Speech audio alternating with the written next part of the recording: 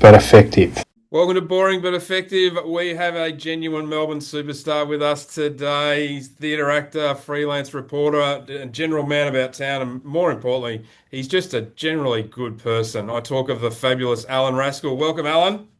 Oh, David, thank you for inviting me on the show. And thank you for such a very generous intro. No, my pleasure. I've always I loved you when you were on Channel 9 doing your bits at the news, and not to forget though, you are a genuine superstar and serious reporter as well. You've done that for years and production, so I think people get a bit lost in the banter and the mucking about, but you're a genuine star of town. Oh, you're very kind. It's all showbiz. It is indeed. Now, speaking of which, so you've been in TV news and presenting and producing for over 30 years now. I'm sorry to give away your vintage, but I'm only so, 39, David.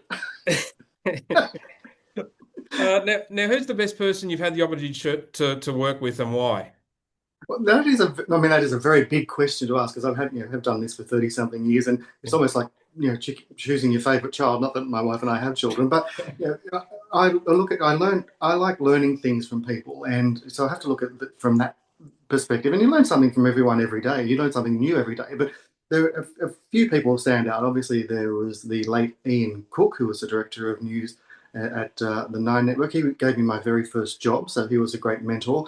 Then there was the great Peter Meakin. Most people would remember that name. He also gave me a lot of advice. In fact, he's responsible for this hair because when I started in television at Channel 9 in Sydney, I was about 21, 22. And he pulled me aside and said, "Look, you look young," because I was a young face among an old crowd. And he said, you have the likelihood of continuing to look young for a very long time. We've got to try to make you look a bit older." So at that time, I had a hairstyle like Jason Priestley from 90210. So he said, maybe let's start partying on the side to look a bit older. So that's what I did, and I've stuck with it ever since. So hopefully it's worked for me.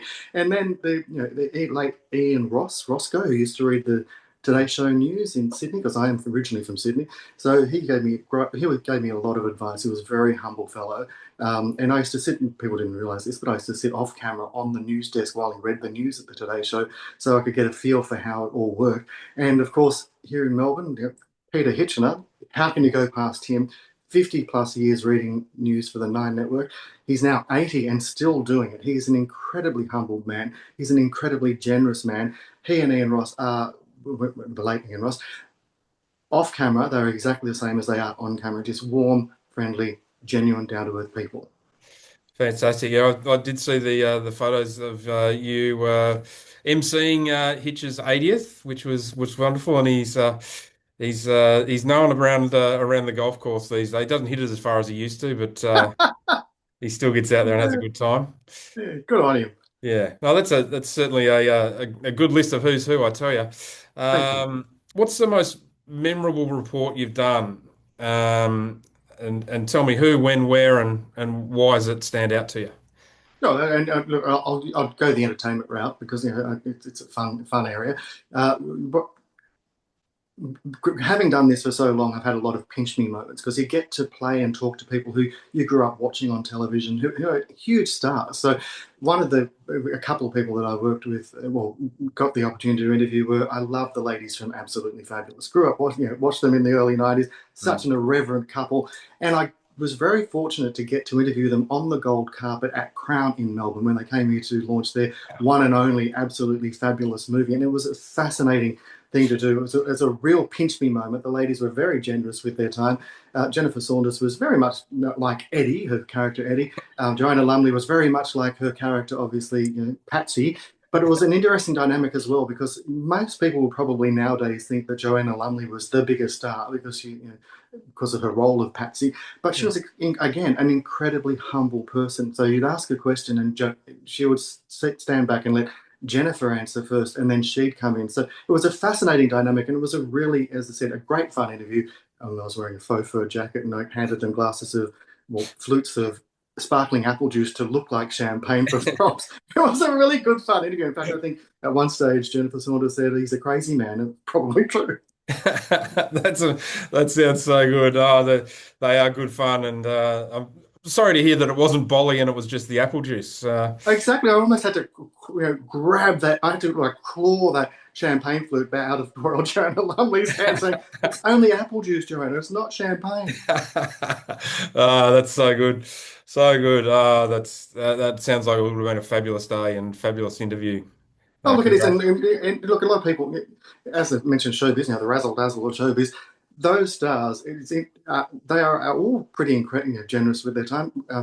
Renee Zellweger, she was fabulous on the red carpet, very generous with her time. Nicole Kidman, again, extremely generous with her time. She was a chatty Cathy. It's like, oh, Nicole, I've actually got to follow this story. Thanks for that. So it's just, and I remember doing at the Jam Factory when I think it was Mickey Blue Eyes, the movie was launched. Hugh Grant came out with Elizabeth Hurley, and I got to interview them on the carpet. Hugh Grant was making jokes about VB. Liz Hurley, I knew who she was wearing, but I had to ask the question because I want to have the answer. But, so who are you wearing, Liz? And she, Versace, darling. Was that before or after Shane Warne? Oh, well before. Before Warney, Well right? before. Yeah, Yes. nice. Yes. And Nicole Kidman, she's come a fair way since BMX Bandits Absolutely. kicked off. And as I said, a huge global superstar, but Mm. incredibly generous with her time and really lovely to talk to, really down to earth, and being a good Aussie girl. Yeah, so it's lucky. It's such a privilege to be in those positions. And hey, congrats on getting those interviews. That would have been Oh, awesome.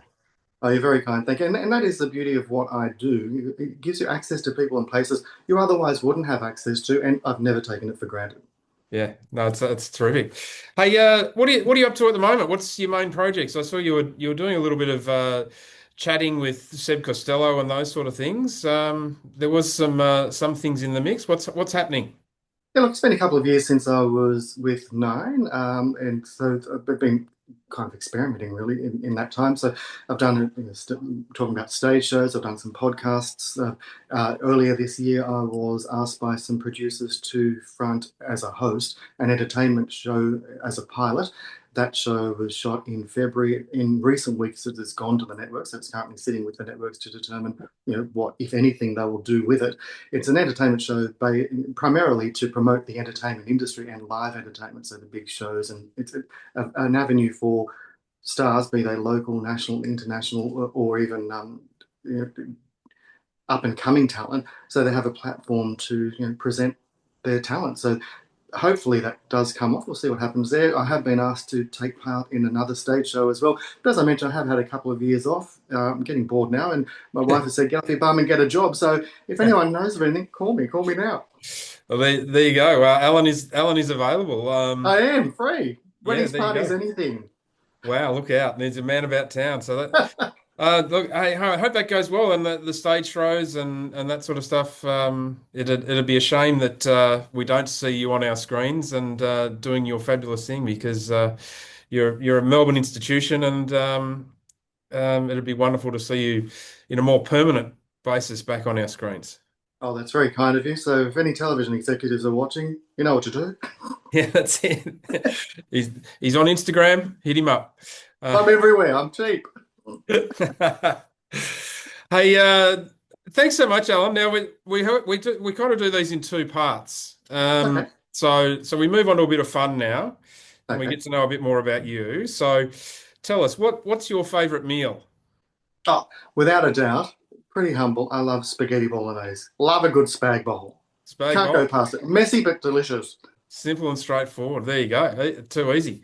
Hey, now if you had the opportunity, now you've met plenty of celebs in your time, but if you had the opportunity to invite one in the history of the universe, living or deceased, to come and have some spag bowl, who's Allan Raskall inviting? May surprise you, but I would love to invite the late Queen Elizabeth II. Queen Elizabeth II. Yes, I mean, she was a woman who had a sense of duty, who reigned for 70 years, and before that, obviously, was a princess. She got to meet everyone in the world, the biggest stars, the world leaders. She had conversations with all of them. But she never, ever, ever revealed her views on anything, which was part of her sense of duty. But it would be fascinating to sit down and talk to her about what she has seen, who she has spoken to, what she has learnt, the secret she was privy to. It would have been a fascinating interview. But sadly, she took those to her grave, which as was part of the role of the monarchy, a sense of duty. Yes, yeah, absolutely. Yeah, I think the famous quote later in life was, recollections of events may differ when it came to, Very true. that's about as Very true. It's like, controversial as she got. oh, exactly. Whereas nowadays, anything goes. I've changed my position. Yeah. Oh, Yes. that's fantastic. Spag bowl with Queen Elizabeth II. I reckon that would be a fascinating and a great to be a fly on the wall there. I tell you. Oh, it'd be good. Yeah, it would be a fascinating interview with the late Queen Elizabeth II. And coincidentally, I have actually made spag bowl for Peter Hitchener as well. So we've enjoyed that meal, had a chat over that as well. I reckon Pete would probably wander in and join the conversation there, just smoothly glide in and have a chat with you two while you're just having your spag bowl. He might bring the garlic bread in. Oh, hopefully, he's buttered it.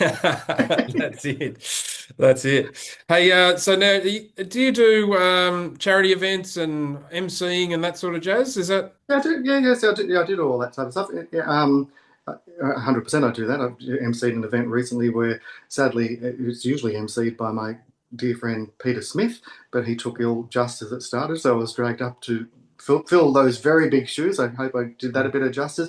I do emceeing and charity events, charity lunches.